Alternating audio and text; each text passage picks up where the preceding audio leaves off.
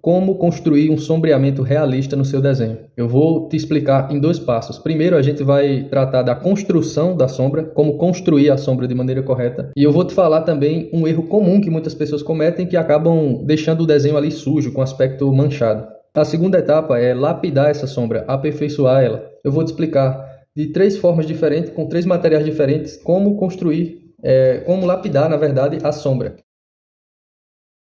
Os materiais que eu vou usar na questão da construção vai ser um lápis comum, que é um lápis HB normal. Isso aqui é bem clássico, na verdade, esse verdinho, né? Eu vou usar também um apontador, uma lixa, a gente vai usar uma lixa de unha comum.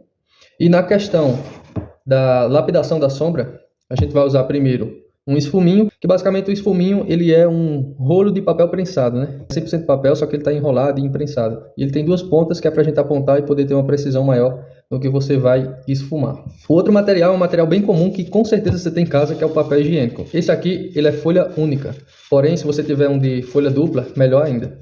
Mas da forma que eu parti ele aqui, a gente dobra ele assim, dessa forma, e ele fica estilo folha dupla, né? Literalmente. Daqui você faz uma outra dobra assim,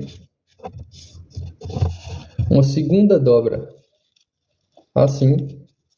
Se quiser dobrar mais outra vez, pode ser. Porém, você vai usar uma dessas partes. Você vai dobrar assim, para que a parte de trás dessa sombra que você vai usar. Ou seja, você vai colocar o dedo em cima e ver exatamente o que você está sombreando. Isso aqui é um substituto, literalmente um substituto do esfuminho, certo? A terceira ferramenta é uma ferramenta que eu vou só revelar no final, que ela é que dá literalmente um aspecto de realismo no seu desenho, um aspecto de fotografia. Mas vamos lá para a parte da construção da sombra.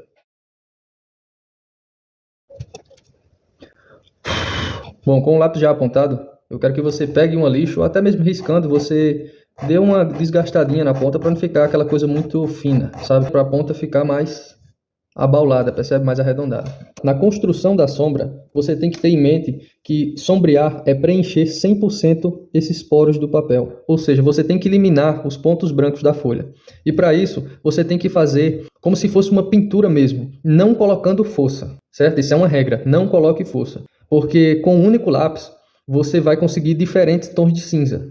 Porém, no desenho, todo sombreamento ele tem que começar claro. Nunca escureça. Nunca escureça de início. Porque uma vez que você escurece o desenho, não dá para voltar atrás. Você vai tentar consertar, vai estragar a sua arte. Então, sempre começa com sombreamento leve, suave. Se for preciso, depois você vai escurecendo. A regra primária é essa, preencher 100% dos poros do papel e com a leveza da mão, bem suave. Você vai literalmente piscar o lápis, sem tirar ele do papel, só indo e voltando assim, ó.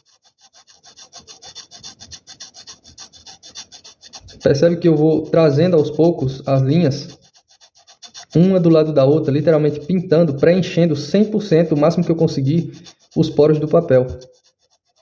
Não é aquela coisa de fazer aleatoriamente, assim, onde eu deixo essas brechinhas brancas. Não, eu tento eliminar o máximo, claro, aqui ainda ficou 2, tá vendo? Mas aí depois você vai voltando, mas o ideal é você preencher 100% os poros do papel com essa leveza da mão, apenas indo e voltando, sem levantar o lápis da folha. Percebe que a todo momento fica esse chiadinho, escuta. Então percebe, toda essa área aqui, ela foi preenchida com o grafite. E o erro muito comum que as pessoas cometem é deixar esses pontos brancos ou fazer aleatoriamente, tentar fazer em diferentes direções a sombra, fica aquele aspecto sujo, manchado.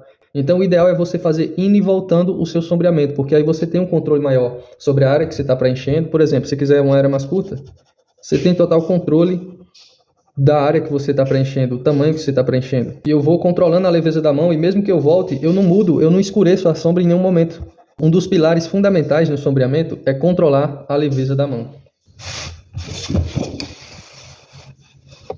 Um exercício muito eficaz para você fazer um excelente sombreamento é você trabalhar primeiro o nível leve da mão. Você literalmente apenas triscar o lápis na folha, indo e voltando. Percebe que eu não estou fazendo um e outro, não. Eu estou mantendo o lápis e apenas fazendo o movimento de indo e voltando. E aos poucos eu vou afastando o lápis para que eu pinte realmente aquele espaço, preencha aquele espaço e elimine o máximo que eu puder os poros do papel, aqueles porozinhos brancos. Talvez está tão claro, né, que não dá nem para você ver direito, mas eu vou tentar fazer outro mais forte aqui. E você vai girando um pouco o lápis aos poucos, para que pegue a parte sempre mais apontada do lápis. Eu vou buscar o máximo que eu conseguir eliminar os poros do papel, já com o lápis. Porque um erro muito comum é as pessoas acreditarem que a ferramenta, o esfuminho, o papel higiênico, seja lá qual for, vai fazer o trabalho de deixar homogêneo, lisinho aquela sombra. E não. Se você não conseguir construir já aqui com o lápis, dificilmente você vai ter um resultado melhor depois. Então tudo nasce aqui, com o lápis, com esse capricho. Você tem que ter esse capricho, essa suavidade no seu traço, indo e voltando, e ao mesmo tempo buscando preencher, eliminar ao máximo essas brechas. Um erro muito comum no começo é você fazer aquela coisa meio aleatória em diversas direções, ou mesmo que você faça em uma direção ou outra, quer dizer, na mesma direção, você deixa esses espaços brancos, sabe? Essa coisa aleatória, acaba fazendo uma linha mais escura no meio. Tudo isso está errado. Por isso a importância de você trabalhar essa leveza da sua mão, de modo que você preencha 100%